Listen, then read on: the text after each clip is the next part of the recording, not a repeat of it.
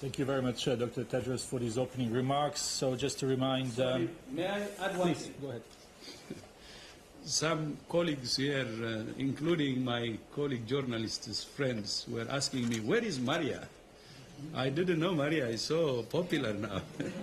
So Maria Van Kerkhove is part of the expert team, and she is in Beijing, and she is well, if you're worried. Yes, go ahead, please. Hello, this is Christiana with the German press agency, and it's a question for Dr. Tedros. There are reports today that the National Health Commission in China has changed the reporting rules of cases, meaning that people who are confirmed to be infected with the virus but do not show symptoms are not being counted in the statistics.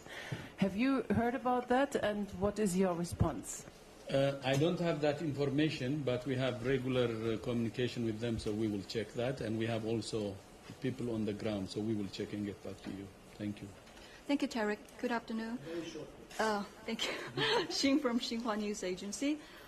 We've learned that there are also Chinese researchers attending today's forum in a virtual way. So to what extent may the experience of China's health workers and frontline and the collecting and sharing of data by the Chinese researcher help design the roadmap of this research? Thank you. They actually have first-hand experience and a lot of experience, and surely they will help.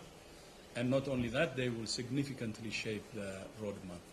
Just to add, we were very fortunate this morning to have both Dr. George Gao and Dr. Wu from China CDC connected online, and they presented the data, particularly the research that has already been initiated in China. So yes, we ask our colleagues in the field about those changes of case definition, and indeed it's normal to adapt the case definition to the reality. So recently they have done the fourth adaptation to include mild cases and asymptomatic cases. And so if asymptomatic cases become positive at the laboratory testing, then they include them into the confirmed cases number. And so they have indeed broadened the case definition, because before the testing was only done on people who were hospitalized or attending some medical attention, receiving medical attention, but now because they are following contacts, apparently they have also included some asymptomatic people. They are followed up, or post-symptomatic, because in the contact list. Yes. So including the mild and the asymptomatic actually is a good idea. It's good. It's good that they did that. Yeah. And as we speak, we're told that there is a China Embassy, WHO and Burkina Faso Ministry of Health press conference. Can you tell us anything about what would be the first reported case in Africa? So we don't have that information. We had some suspected cases in 3 or 4 countries, which were all negative. But the Burkina Faso is something new which we haven't heard about, and we will follow up on that. Thank you. Rightly, you mentioned the window of opportunity. As time passes, are you becoming more or less confident that this virus can be contained? As time passes, my confidence will depend on how, the strengths of measures we take. And that's why we're asking countries to be as, aggressive as possible, because we are still in containment strategy, and we shouldn't allow this virus to have a space to have local transmission. So it depends. We may, miss or squander this opportunity or use this opportunity. And I'm saying we still have time. And let's not squander this opportunity. There is opportunity, window of opportunity that we can use still now. There is a cruise ship, the Westerdam luxury liner, which has been unable to dock. It's been turned away from multiple ports. We're in daily discussions as we speak with the International Maritime Organization, who deal with these matters. And my colleague here, Jawad Major, to my left, our Assistant Director General preparedness has been leading those discussions.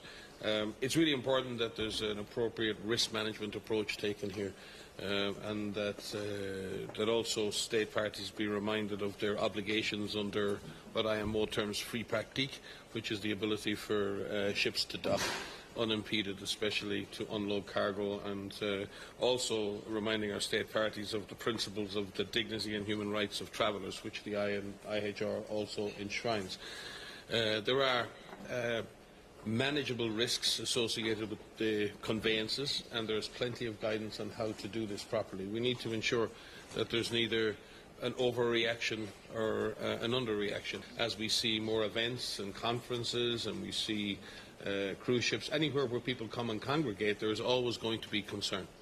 But we need to balance those concerns with the need for our society, civilization, our economies to move. Maybe you must be tired of me saying for some time now, since I became DG, many journalists ask me, what wakes you up at night? And I say, pandemic flu and any pandemic disease. And the reason for that is exactly what you say, because we have countries with weaker health systems. And as you know, we're as strong as the weakest link. And the world is getting smaller and smaller. It's a globalized world.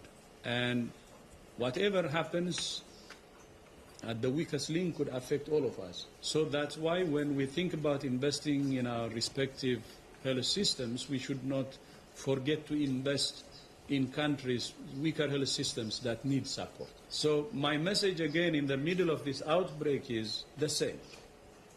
We have to invest in preparedness. And preparedness means helping those countries who need a helping hand to strengthen their health system.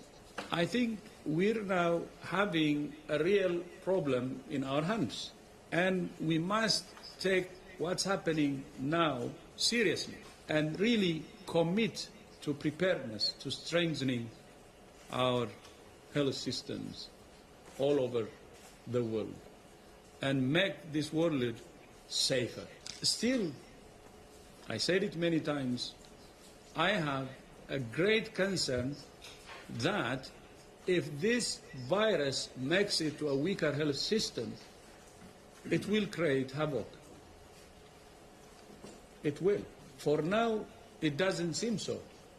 But it doesn't mean that it will not happen. It may. So that's why I don't think it's too late. We have the window of opportunity, and the whole world should really stand in unison to contribute to strengthening the countries with weaker health systems. Outbreaks can bring serious upheavals, serious consequences to the world.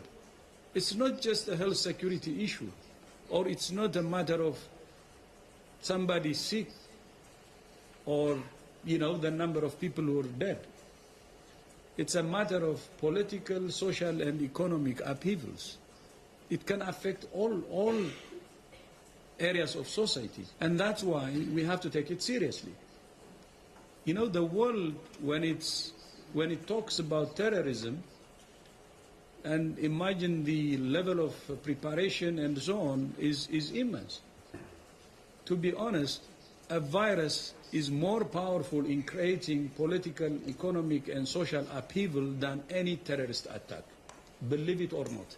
I was a foreign minister, have been one of my hat discussing about terrorism and so on, but a virus can have more powerful consequences than any terrorist action. And that's true. And if the world doesn't want to wake up and consider this enemy virus as public enemy number one, I don't think we will learn from our lessons. It's number one enemy, and to the whole world, and to the whole humanity. And that's why we have to do everything to invest in health systems, to invest in preparedness. And that's why I always say that's what wakes me up at night. And it should wake all of us at night. It's the worst enemy you can imagine. It can create havoc political, economic, and social. Thank you.